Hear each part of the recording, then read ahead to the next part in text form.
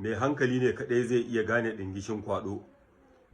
Ku da kuke kalubalantar Sadiya Haruna, har gobe na sake maimaitawa, Sadiya Haruna ta fi su daraja a gurin Allah, ta fi su daraja a gurin masu hankali.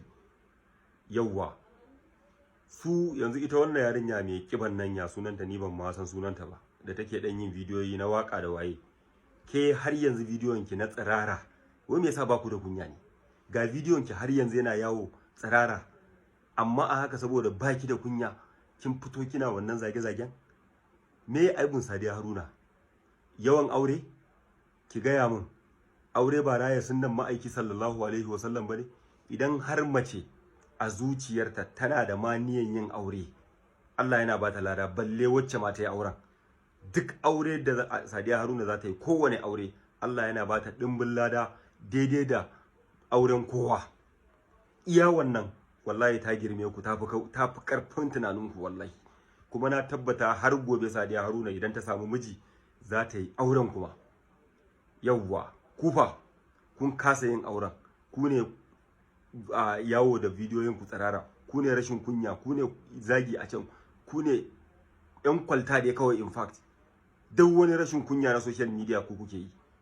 Yan comment section kuma ku ji tsoron Allah, kuna cewa wai ya aka yi na san gaibu, na san cewa Sadiya Haruna ta fi su daraja. Ta fi su daraja mana, ga abu za mu yi amfani da baɗili ne? Ai zahiri za mu yi amfani da shi.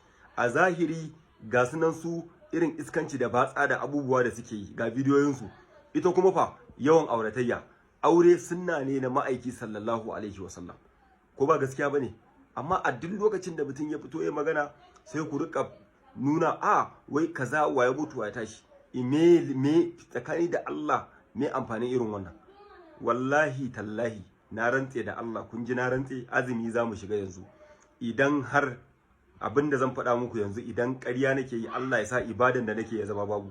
Sadiya Haruna ban santa ba, ban taba waya da ita ba, ban taba haduwa da ita ba, ban taba ganin ta ba. Wallahi tallahi na rantse da Allah, idan na taba ganin Sadiya Haruna ido da ido a dai sani na ni, wallahi Allah ya tsine min albarka.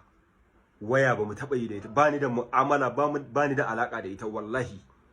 Amma idan gaskiya ta tashi akan kowa ka faɗe shi, wannan ita ce gaskiyar magana. Abinda na sani shine Sadiya Haruna ta fi su daraja, saboda ita tana aure ai, ko kuma ba ta zama ne, wannan kuma ba akan ta aka fara ba. Mazaje a Kannywood maza nawa ne wanda suke yin aure ba sa zama da mata. So saboda haka ba ita kadai ce ba, wannan wani abu ne wanda kaddara ne.